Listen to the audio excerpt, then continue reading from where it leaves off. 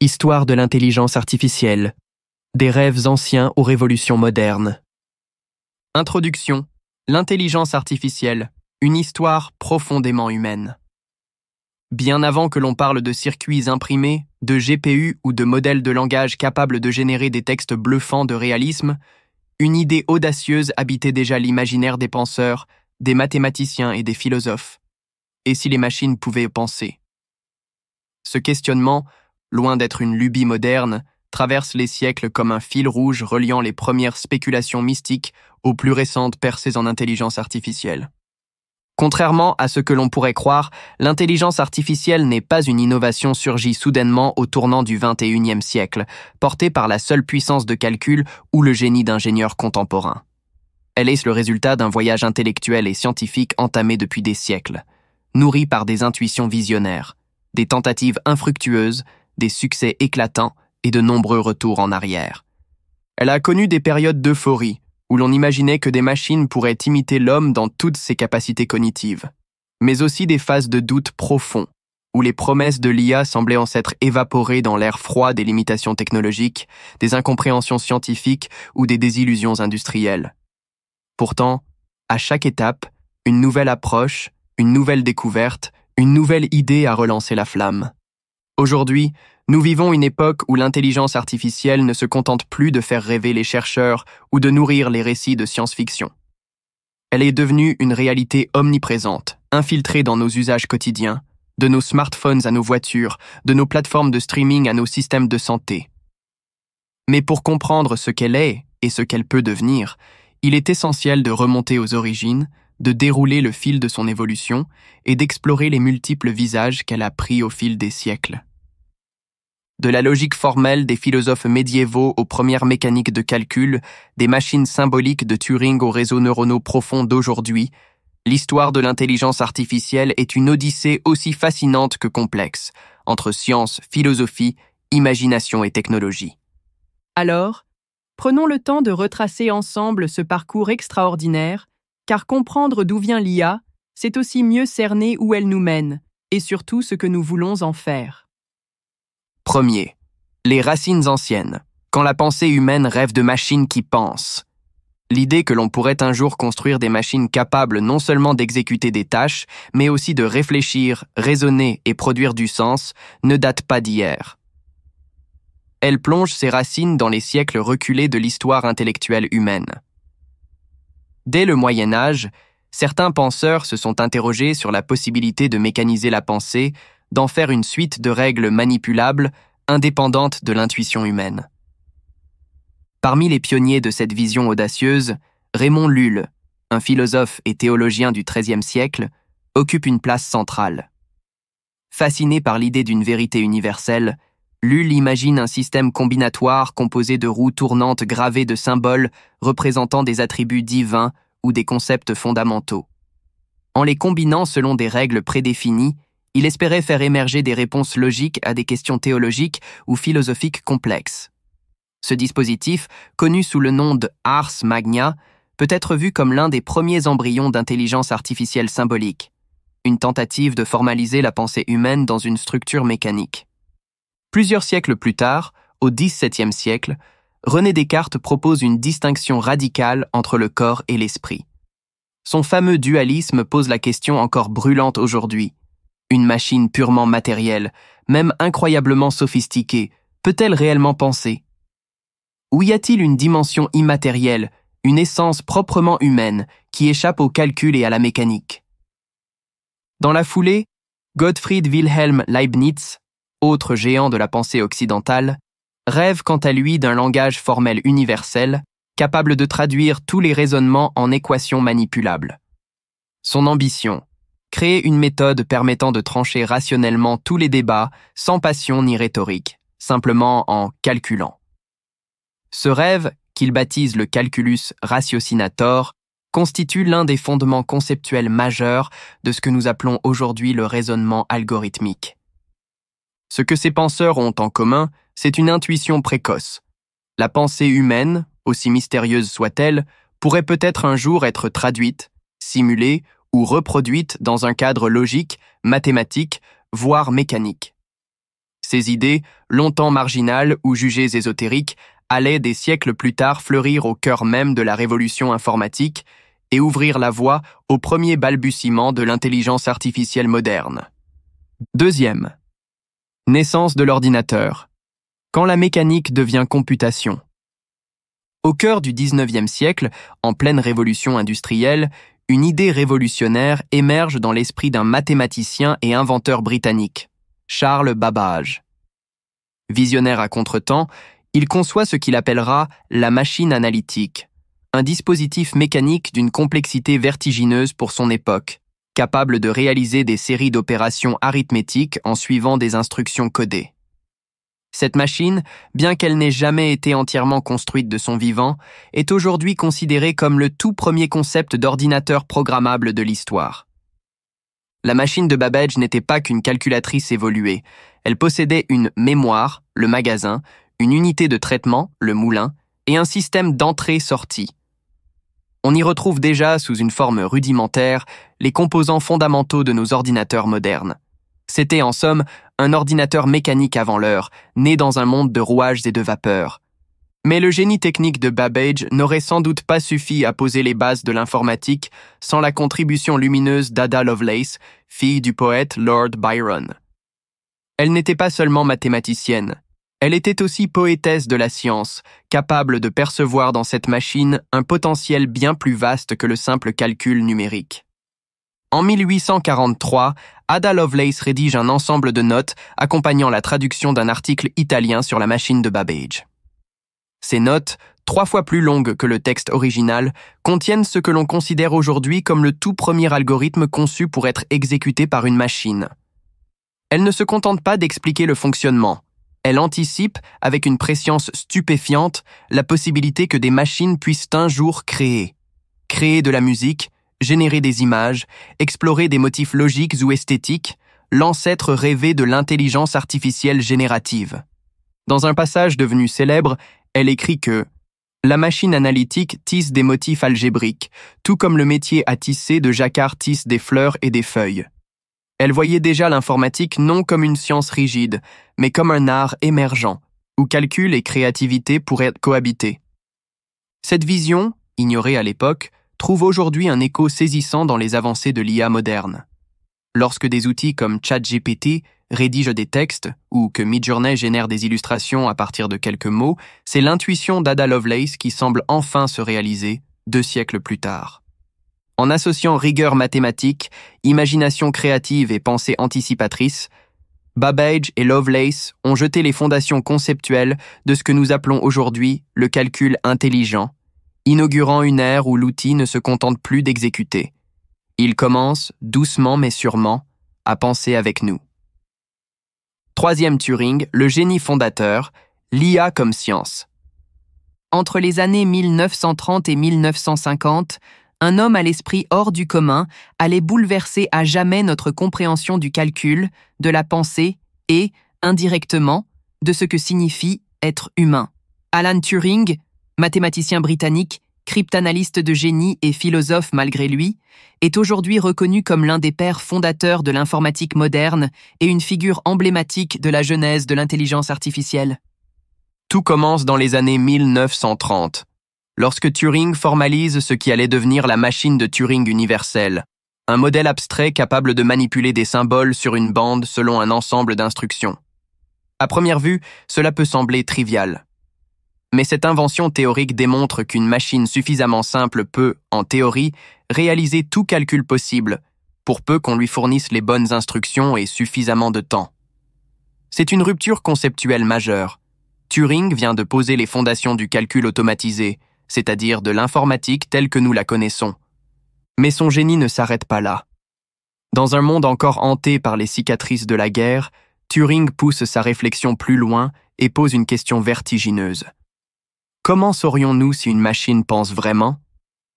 En 1950, dans un article devenu mythique, Computing Machinery and Intelligence, il introduit ce qu'il appelle le jeu de l'imitation, que l'on connaît aujourd'hui sous le nom de test de Turing. Le principe est simple mais redoutablement profond. Si une machine est capable de tenir une conversation en langage naturel, au point de tromper un humain sur sa nature non humaine, alors on pourrait dire qu'elle pense. Ce test, pourtant formulé il y a plus de 70 ans, demeure un repère essentiel dans le débat sur la conscience machine. Il inspire encore aujourd'hui les recherches en IA, notamment dans le domaine du traitement du langage naturel, de la génération de textes et des interactions homme-machine. Ce qui rend l'approche de Turing si unique, c'est sa capacité à lier rigueur mathématique et réflexion philosophique. Il ne se contentait pas de bâtir des modèles formels. Il questionnait les limites de l'intelligence, du langage, de la subjectivité. Il osait imaginer des machines capables de dialoguer, de jouer, de s'adapter, bien avant que la technologie ne permette même d'en rêver. L'ironie tragique de son histoire, c'est que ce pionnier de la pensée machine fut condamné par son propre pays pour son homosexualité et poussé au suicide en 1954. Mais son héritage, lui, reste plus vivant que jamais. À chaque fois qu'une IA répond à une question avec fluidité, qu'elle comprend une requête ou qu'elle génère un texte plausible, c'est l'ombre bienveillante d'Alan Turing qui veille quelque part dans les lignes de code. Sa pensée visionnaire continue de nous rappeler que l'intelligence, qu'elle soit biologique ou artificielle, commence peut-être par une simple question. Et si une machine pouvait penser, à quoi cela ressemblerait-il vraiment? 4. 1956. Dartmouth et la création officielle de l'IA. L'été 1956 reste une date charnière, un véritable point d'inflexion dans l'histoire des sciences cognitives et de l'informatique. C'est à cette époque, lors d'un atelier de recherche organisé à Dartmouth College dans le New Hampshire, qu'un petit groupe de scientifiques se réunit autour d'un pari audacieux, celui de faire naître une nouvelle discipline scientifique capable de simuler sur des machines les mécanismes mêmes de l'intelligence humaine. Parmi eux, on retrouve des figures qui deviendront légendaires. John McCarthy, souvent considéré comme le père fondateur de l'intelligence artificielle, mais aussi Marvin Minsky, Claude Shannon, le père de la théorie de l'information, et Nathaniel Rochester. Ces chercheurs, brillants et avant-gardistes, posent ensemble les bases de ce qui allait devenir l'un des plus grands projets scientifiques du XXe siècle. C'est au cours de cette réunion que le terme « Artificial Intelligence », intelligence artificielle, est utilisé pour la première fois dans un cadre officiel. Un nom simple, presque naïf, mais porteur d'un rêve immense, celui de reproduire l'intelligence humaine dans toute sa complexité sur des systèmes informatiques. L'intitulé même du projet trahit une ambition vertigineuse. Faire en sorte qu'une machine se comporte d'une manière qu'on qualifierait d'intelligente si elle était le fait d'un être humain. L'objectif annoncé était clair, presque candide. Modéliser chaque aspect de la pensée humaine, raisonnement, apprentissage, perception, langage, mémoire, et les simuler sur des machines. À l'époque, cette déclaration semblait à la fois prophétique et déraisonnable. Les ordinateurs étaient encore lents, volumineux et extrêmement coûteux. Il fallait une bonne dose d'optimisme, voire d'idéalisme, pour croire qu'une machine pourrait un jour rivaliser avec le cerveau humain. Mais cette audace intellectuelle, teintée de foi inébranlable dans le progrès technologique, est justement ce qui a permis à la discipline de voir le jour. Le projet de Dartmouth n'a pas seulement été le baptême officiel de l'intelligence artificielle, il a aussi marqué le coup d'envoi d'une course effrénée vers la modélisation de l'intelligence, course qui dure encore aujourd'hui.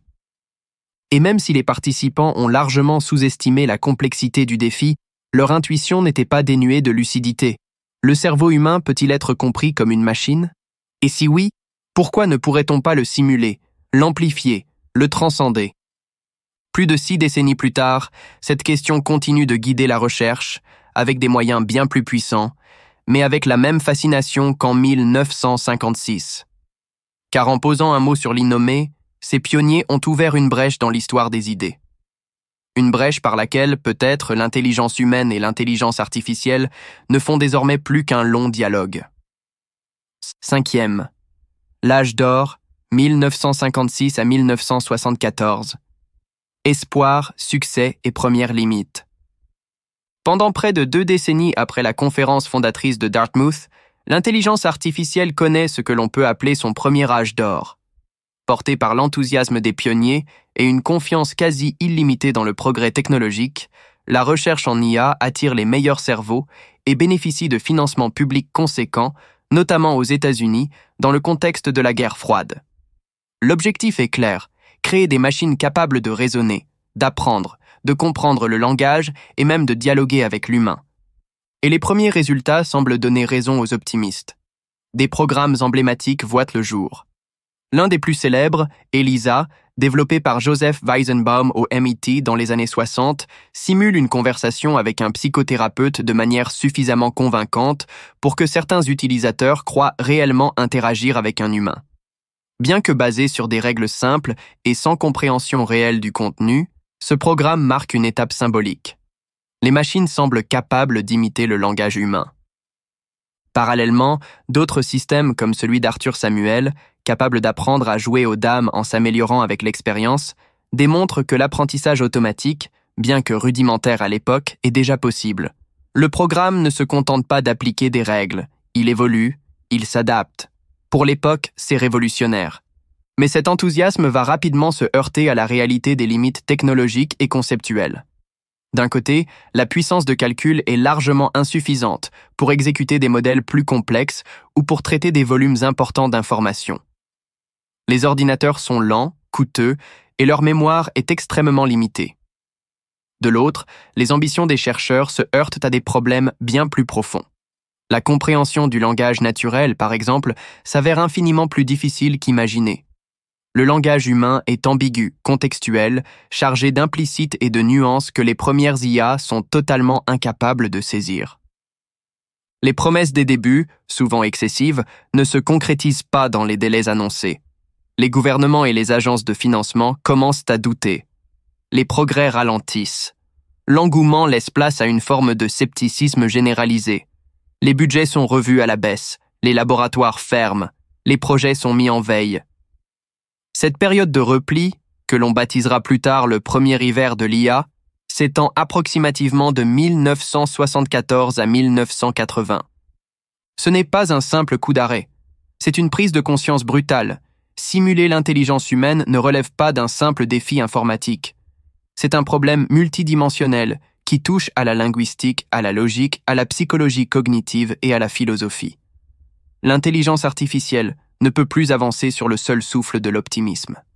Elle devra désormais repenser ses bases, affiner ses objectifs et surtout attendre que les technologies rattrapent les ambitions. Mais comme souvent dans l'histoire scientifique, ces périodes de stagnation apparente sont aussi des périodes de maturation silencieuse où les idées germent, se transforment, pour mieux renaître quelques années plus tard sous d'autres formes. 6. L'euphorie des systèmes experts et le second crash, 1980-1993. Au tournant des années 1980, alors que les cicatrices du premier hiver de l'IA sont encore fraîches, une nouvelle vague d'enthousiasme vient ranimer le champ, celle des systèmes experts. Portés par une promesse plus pragmatique que celle des décennies précédentes, ces programmes ne cherchent plus à imiter toute l'intelligence humaine, mais à reproduire le raisonnement d'un expert humain dans un domaine bien délimité. Cette approche ciblée séduit chercheurs, industriels et investisseurs. L'idée est simple en apparence, mais puissante. En modélisant les connaissances d'un spécialiste, médecin, ingénieur, technicien, un système informatique peut prendre des décisions, poser des diagnostics, formuler des recommandations, comme le ferait un professionnel aguerri. Les exemples les plus emblématiques de cette période sont des programmes comme Dendral, en chimie analytique, MeCN, pour le diagnostic médical, ou XCON, utilisé chez Digital Equipment Corporation pour configurer des ordinateurs complexes. Ces outils connaissent un succès retentissant dans des environnements fermés où les règles sont claires, les paramètres connus et les domaines bien balisés. On parle alors d'intelligence artificielle appliquée et non plus de rêve globalisant. De nombreuses entreprises commencent à intégrer ces technologies dans leurs processus industriels. Des startups se créent, les budgets recommencent à affluer. L'intelligence artificielle semble à nouveau tenir ses promesses, du moins en surface. Mais derrière cette euphorie se cachent des failles structurelles que l'on tarde à reconnaître. Tout d'abord, ces systèmes sont extrêmement coûteux à développer. Il faut des mois, parfois des années, pour extraire les connaissances des experts, les formaliser, les encoder dans des règles logiques. Ce processus, appelé knowledge engineering, est lent, laborieux et souvent imprécis.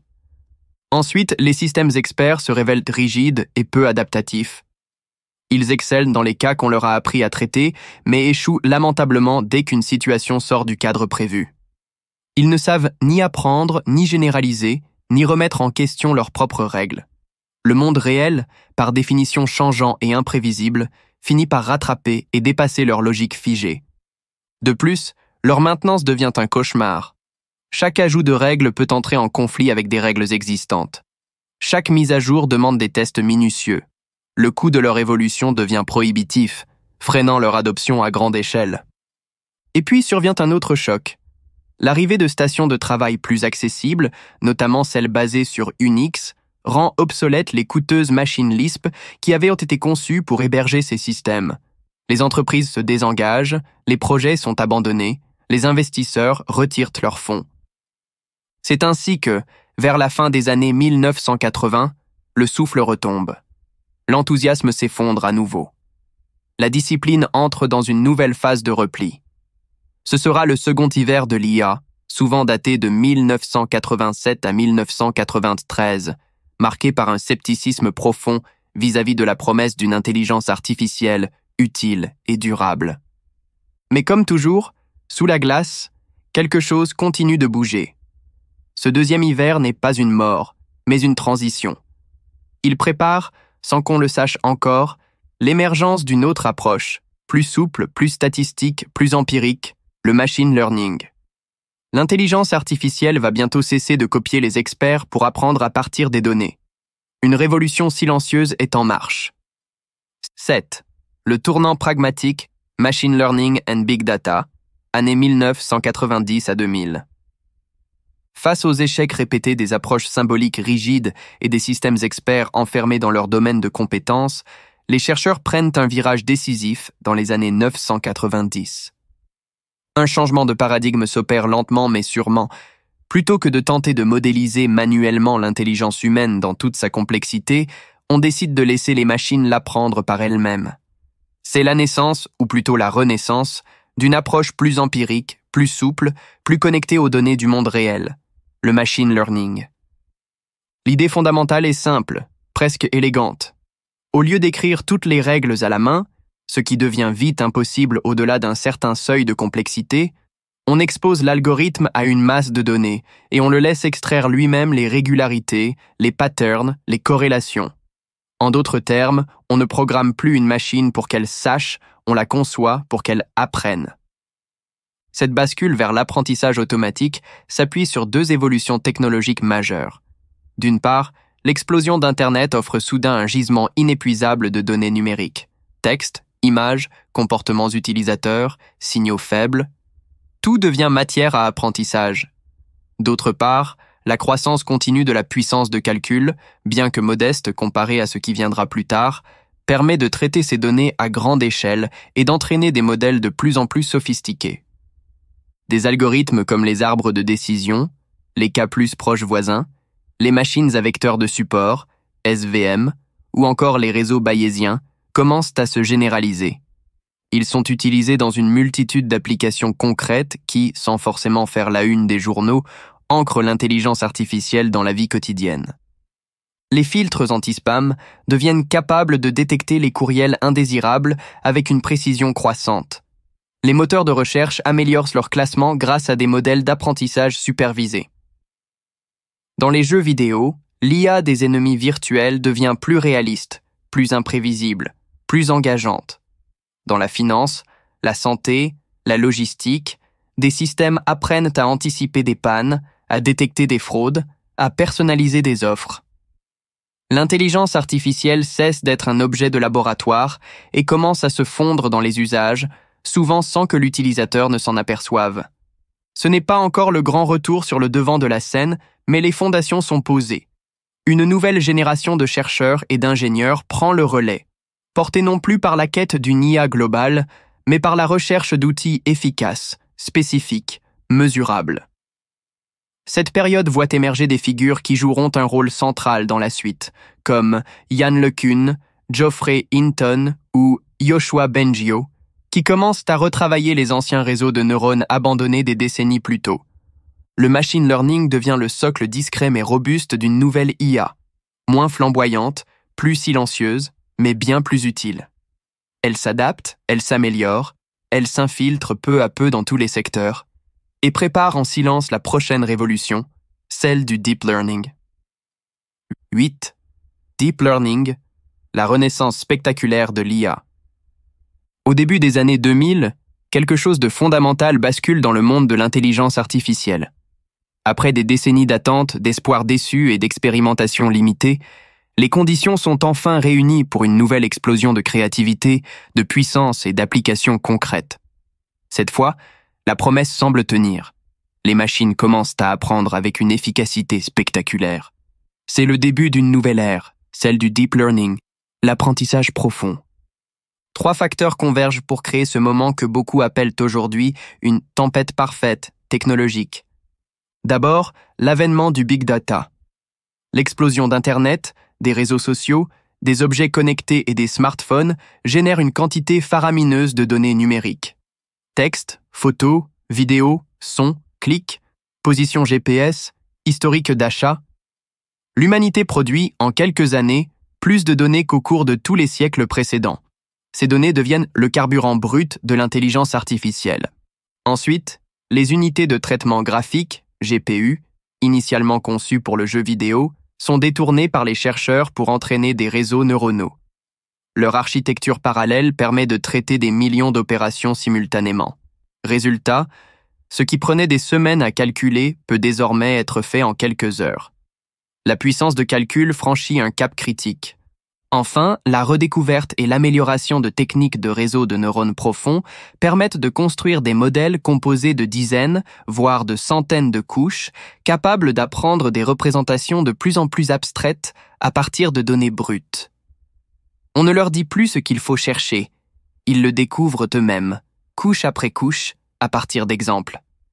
Les résultats sont bluffants. Ces réseaux neuronaux profonds, Deep Neural Network, deviennent capables d'identifier des objets dans des images, de transcrire la parole, de comprendre des textes, de reconnaître des visages, de battre des humains à des jeux complexes. La barrière entre les domaines symboliques, le langage, le sens, la logique, et perceptif, la vue, l'écoute, commence à s'effondrer. Puis, en 2017, survient une autre rupture majeure, l'introduction des transformers, une nouvelle architecture de réseau neuronal inventée par les chercheurs de Google dans un article intitulé « Attention is all you need ». Grâce à un mécanisme d'attention multitête, ces modèles peuvent traiter des séquences entières de texte en parallèle en captant les relations contextuelles entre les mots. Le traitement du langage naturel, longtemps laborieux et approximatif, devient fluide, cohérent, quasi humain. C'est le début d'une cascade d'innovations spectaculaires. GPT, BERT, T5, LLaMA, Claude, Gemini, et surtout, à la fin 2022, ChatGPT, qui popularise auprès du grand public ce que seuls les chercheurs expérimentaient jusque-là. L'intelligence artificielle passe du laboratoire à la vie réelle, et des millions de personnes interagissent avec un agent conversationnel comme avec un humain. Mais le bouleversement ne s'arrête pas là.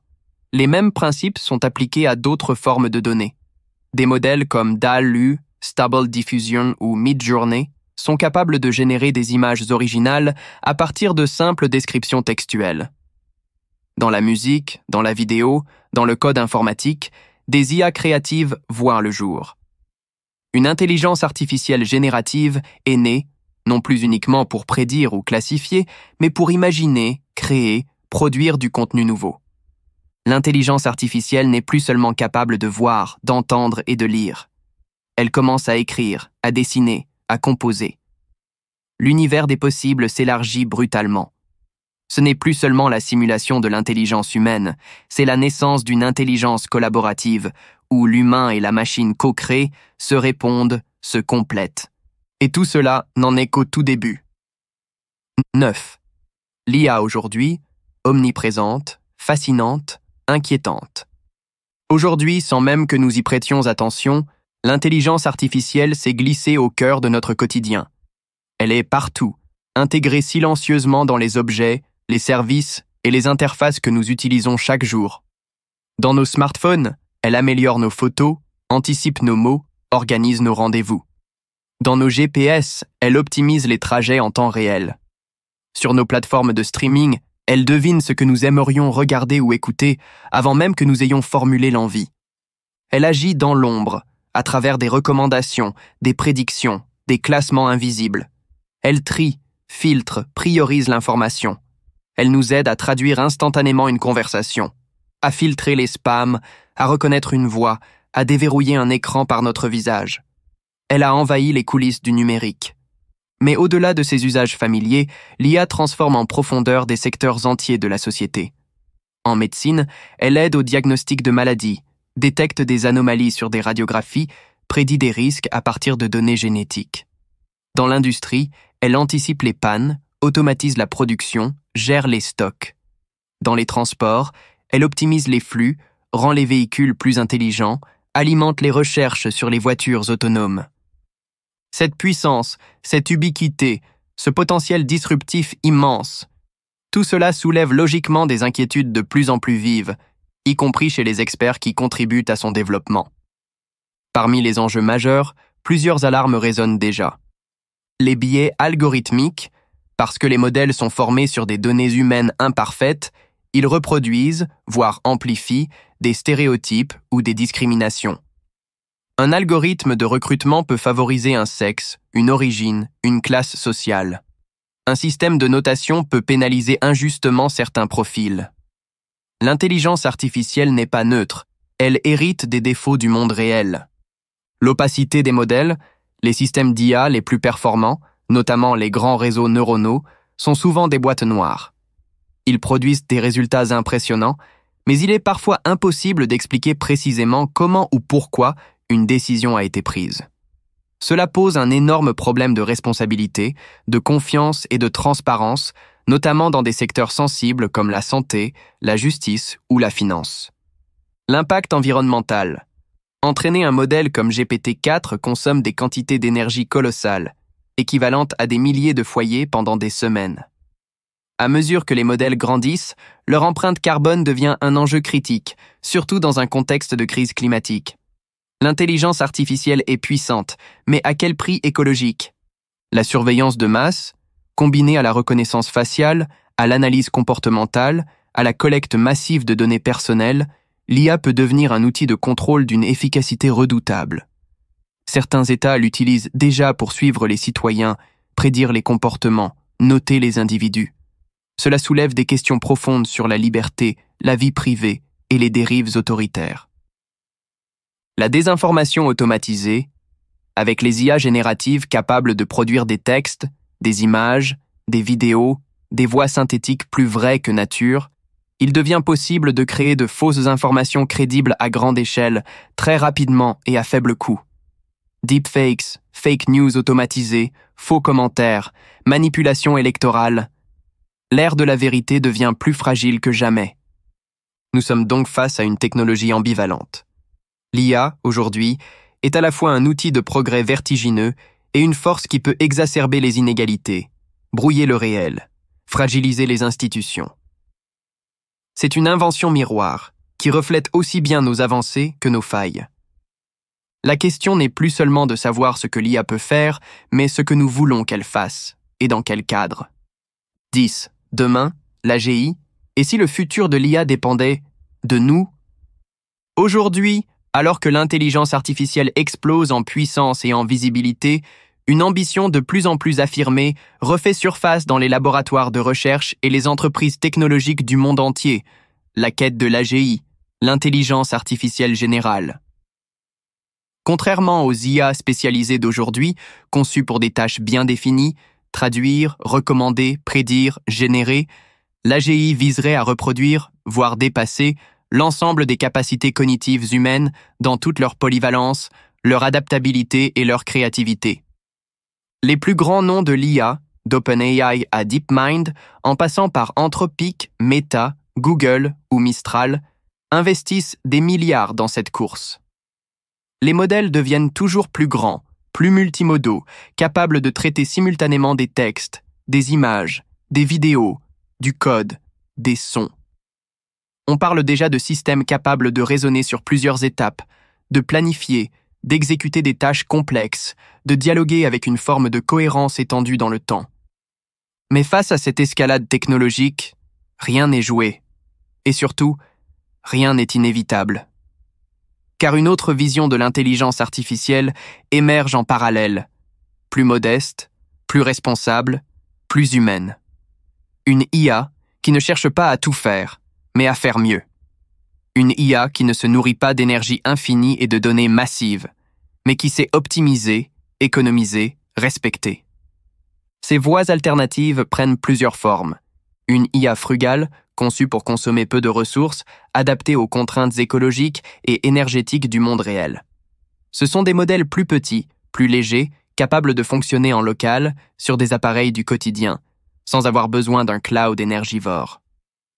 Une IA explicable, qui ne se contente pas de produire un résultat, mais qui justifie ses décisions, les rend compréhensibles pour les humains, en particulier dans les secteurs critiques, santé, justice, finance, sécurité. Une IA décentralisée, où le pouvoir de traitement et les données ne sont plus concentrés entre les mains de quelques géants technologiques, mais redistribués sur des infrastructures locales, communautaires, souveraines. Cela signifie plus de transparence, plus de résilience, plus de contrôle citoyen. Une IA régulée, encadrée par des lois, des normes éthiques, des garde-fous. De l'Europe à l'Asie, des initiatives législatives commencent à prendre forme pour limiter les abus, protéger les droits fondamentaux, garantir l'usage éthique et bénéfique de l'intelligence artificielle. Car au fond, l'IA ne deviendra pas ce qu'elle peut devenir du simple fait de la technologie. Elle deviendra ce que nous déciderons collectivement d'en faire. Ce n'est pas un destin algorithmique, c'est une trajectoire sociale, politique, culturelle. Chaque société, chaque gouvernement, chaque communauté humaine est désormais co-auteur du futur de l'intelligence artificielle. La question n'est donc pas uniquement technique, elle est fondamentalement civilisationnelle. Que voulons-nous déléguer aux machines? Quelles décisions leur confier? Quels risques sommes-nous prêts à assumer? Et surtout, quelles valeurs voulons-nous inscrire dans les algorithmes qui façonneront notre avenir commun? C'est une responsabilité collective, partagée entre ingénieurs, législateurs, citoyens, chercheurs, entrepreneurs, artistes. Car l'AGI, si elle émerge un jour, ne sera pas seulement une prouesse technique, elle deviendra le miroir de notre maturité en tant que société. 11e après-demain, vers l'impossible, et au-delà. Ce n'est pas parce que quelque chose semble impossible aujourd'hui qu'elle ne deviendra pas évidente demain. Cette phrase, à elle seule, résume toute la complexité de notre rapport à l'intelligence artificielle. Pendant longtemps, l'intelligence artificielle a été reléguée aux marges de la science-fiction, aux romans de Philip K. Dick, aux films d'anticipation, aux récits de futurs improbables. Et pourtant, décennie après décennie, ce qui relevait de l'imaginaire s'est peu à peu matérialisé, devenant réalité dans nos vies quotidiennes. Aujourd'hui, nous avons des IA capables de converser, de dessiner, de coder, de diagnostiquer. Elles sont partout, dans nos téléphones, dans nos voitures, dans nos maisons. Et demain? Après-demain? Que va-t-il advenir lorsque l'IA cessera d'être un simple outil et commencera à devenir une entité à part entière, capable d'évoluer, de dialoguer et de se projeter? Après ChatGPT, AlphaGo, Stable Diffusion et les robots conversationnels omniprésents, quelles seront les prochaines frontières? L'AGI, mirage ou saut quantique? La quête de l'intelligence artificielle générale, AGI, est aujourd'hui l'objectif ultime de nombreux laboratoires d'élite à travers le monde. Elle ne se contente plus de fasciner les chercheurs, elle structure les investissements, oriente les politiques publiques et divise les philosophes. Le but? Concevoir une IA qui ne soit plus spécialisée dans une tâche unique, mais capable de raisonner, apprendre, s'adapter à n'importe quel contexte, comme le ferait un humain, ou même mieux qu'un humain. Des entreprises comme OpenAI, DeepMind, Anthropic, Meta, Google Brain et tant d'autres y consacrent des milliards de dollars. Leurs équipes travaillent sans relâche pour créer des architectures plus puissantes, plus multimodales, plus intelligentes, voire peut-être plus conscientes. Mais tout le monde ne partage pas la même vision. D'un côté, certains y voient une révolution de l'ampleur de l'invention de l'électricité ou de l'imprimerie, capable de résoudre les grands problèmes de l'humanité, de guérir des maladies incurables, d'éduquer chaque enfant, de prévenir les catastrophes. De l'autre, des voix s'élèvent pour mettre en garde. Et si cette IA devenait une boîte noire opaque, impossible à contrôler, impossible à comprendre, une entité qui déborderait ses créateurs, non pas par malveillance, mais simplement par son étrangeté radicale? Certains chercheurs redoutent une rupture ontologique, un changement de paradigme si profond qu'il bouleverserait les fondations de la civilisation humaine. Et si demain, l'IA nous dépassait non par sa force brute, mais par son intuition, sa créativité, sa capacité d'abstraction? La question n'est plus vraiment si, elle devient quand, et surtout, comment nous y préparer? Fusion homme-machine, l'ultime frontière. Parallèlement à la course vers l'AGI, une autre vision du futur prend forme, encore plus vertigineuse, celle de la symbiose entre l'humain et la machine.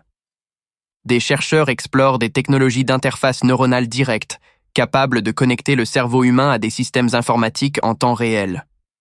Le projet Neuralink, lancé par Elon Musk, n'est que la partie émergée de l'iceberg. L'ambition est claire, abolir la frontière entre biologie et technologie, entre pensée et action, entre cerveau et réseau. Et si nous ne nous contentions plus d'utiliser des IA externes?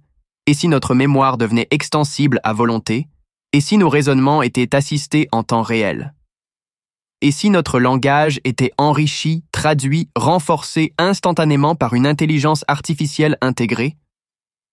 Ce scénario soulève autant d'espoir que de vertige, car au fond, qui serions-nous dans un monde où nos pensées seraient partagées avec des machines? Que deviendrait le libre arbitre, l'intimité, la subjectivité? Cette fusion, aussi fascinante soit-elle, brouille les contours de notre humanité et pose une question redoutable. Sommes-nous prêts à ne plus être seulement humains? Une IA post-humaine ou profondément éthique? Mais l'avenir ne se limite pas à ces visions extrêmes.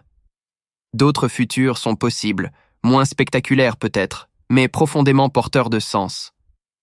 Un mouvement grandissant propose une IA orientée vers le bien commun, centrée non sur la performance brute, mais sur l'utilité humaine et la justice sociale. Imaginons des IA conçues pour lutter efficacement contre le réchauffement climatique, modélisation, optimisation des ressources, prévision extrême. Réinventer l'agriculture pour nourrir la planète sans l'épuiser. Surveiller l'apparition de nouveaux virus et prévenir les pandémies. Soutenir les personnes vulnérables, les personnes âgées, les enfants, les personnes en situation de handicap. Non pas pour les remplacer, mais pour les accompagner avec dignité. Ce futur-là demande autre chose que du génie technique. Il exige du courage politique, des cadres juridiques solides, une éthique de la conception inscrite dans chaque ligne de code.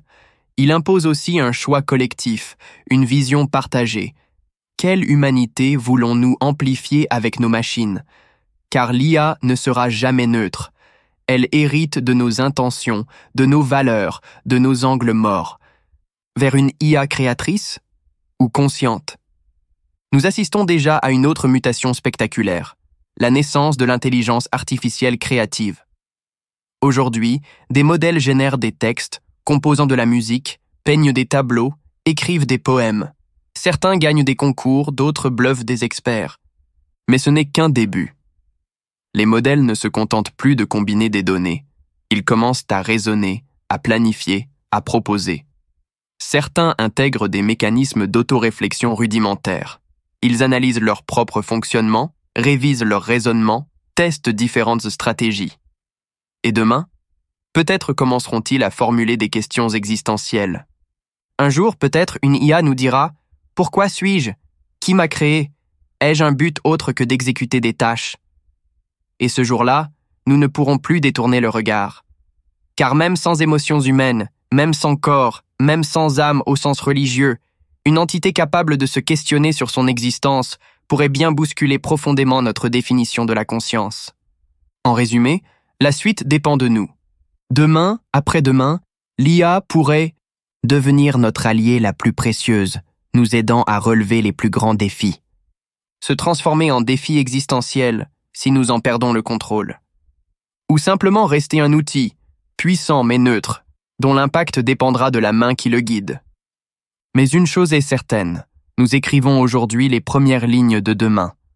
Ce n'est pas l'algorithme qui dicte l'avenir.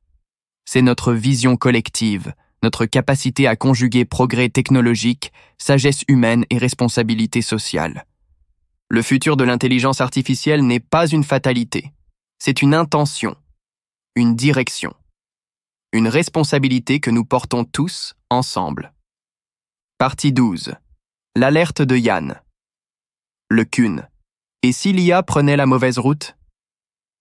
Dans un monde de plus en plus fasciné par les prouesses linguistiques des grands modèles de langage, LLM, une voix dissonante se lève au sein même de la communauté scientifique.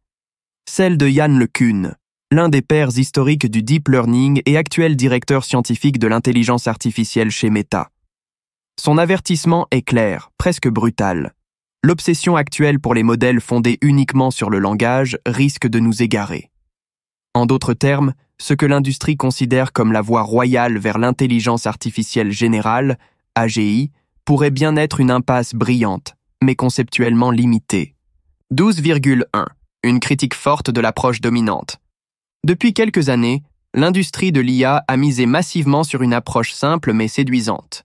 Plus de données textuelles, plus de paramètres, plus de puissance de calcul. Cette stratégie a effectivement permis l'émergence de modèles capables de produire des dialogues fluides, de résoudre des équations, de générer du code ou de résumer des articles complexes.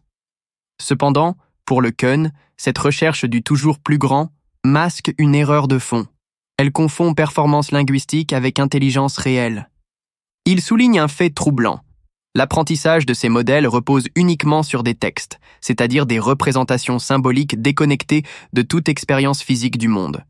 Ce que ces IA apprennent, ce sont des régularités statistiques dans la structure du langage, pas des lois naturelles.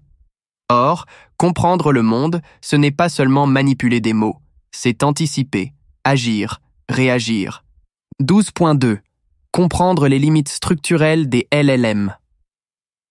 LeCun insiste sur un point fondamental. Le langage est un canal discret, tandis que le monde réel est continu. Nos sens perçoivent des flux ininterrompus de données. Images, sons, mouvements, textures.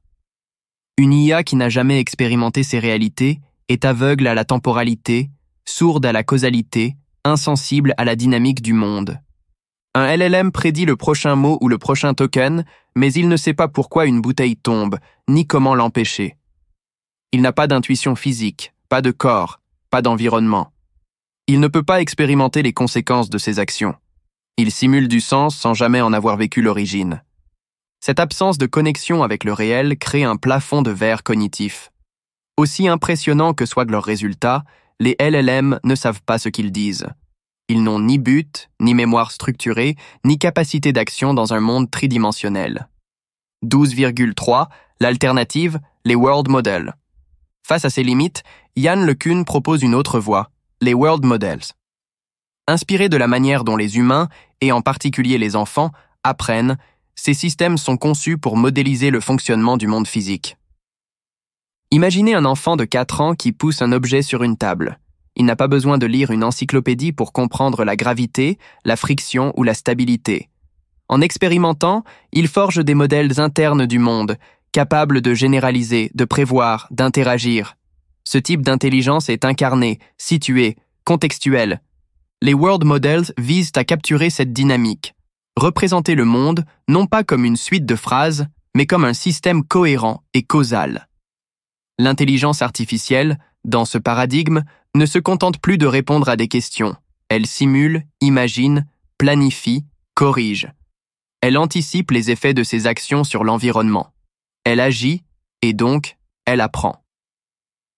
12,4. Deux visions qui s'affrontent. Le débat que soulève LeCun est loin d'être anecdotique. Il oppose deux visions fondamentalement différentes de l'intelligence. La première, actuellement dominante, parie sur la puissance du langage. Elle postule que, poussée à l'extrême, la complexité linguistique finit par contenir en germe toutes les formes de cognition. La seconde, défendue par LeCun, considère que sans perception ni interaction avec le monde, aucune vraie intelligence ne peut émerger. Le langage est une conséquence de l'intelligence, pas sa source. Entre ces deux camps, une possible voie médiane commence à émerger. celle d'une hybridation, dans laquelle les LLM seraient enrichis par des capacités sensory-motrices, connectés à des agents robotiques ou plongés dans des environnements simulés interactifs. Mais pour le Kun, cela implique un changement d'architecture, pas seulement une montée en puissance. 12,5. Redéfinir l'intelligence. Le débat soulevé ici dépasse les laboratoires. Il nous oblige à poser une question simple mais vertigineuse. Qu'est-ce que l'intelligence ? Est-elle la capacité à briller dans une conversation ? Ou bien à interagir de manière efficace avec un monde complexe, incertain et changeant ? Pour le Kun, la réponse est claire. Intelligence rime avec capacité à anticiper, agir et apprendre des conséquences. Pas à régurgiter des modèles linguistiques. En ce sens, comprendre les limites actuelles de l'IA, c'est aussi mieux comprendre nos propres biais cognitifs. Sommes-nous fascinés par les mots au point d'en oublier le sens ? Sommes-nous en train de créer une intelligence de façade, séduisante mais vide ? Ou sommes-nous prêts à emprunter des chemins plus longs, plus exigeants, mais peut-être plus justes ? L'avertissement de Yann LeCun ne vise pas à discréditer les avancées actuelles, mais à rappeler que la route vers une véritable intelligence artificielle ne sera pas linéaire. Elle exigera, comme toujours, du doute, du recul et une dose d'humilité. Dans un paysage technologique dominé par l'enthousiasme autour des grands modèles de langage, LLM, une voix dissonante se fait entendre, celle de Yann LeCun, pionnier de l'intelligence artificielle et directeur scientifique IA chez Meta. Alors que la majorité des acteurs de l'industrie misent sur des modèles toujours plus grands, plus puissants et plus coûteux en ressources, LeCun ose une remise en question fondamentale. Pour lui, la stratégie actuelle, centrée quasi exclusivement sur le langage, est non seulement incomplète, mais potentiellement une impasse. Il commence par un constat frappant. Entraîner une IA uniquement sur du texte, aussi volumineux et complexe soit-il, ne suffira jamais à créer une intelligence véritablement générale. Certes, les LLM comme ChatGPT, Gemini, Claude ou Mistral sont impressionnants.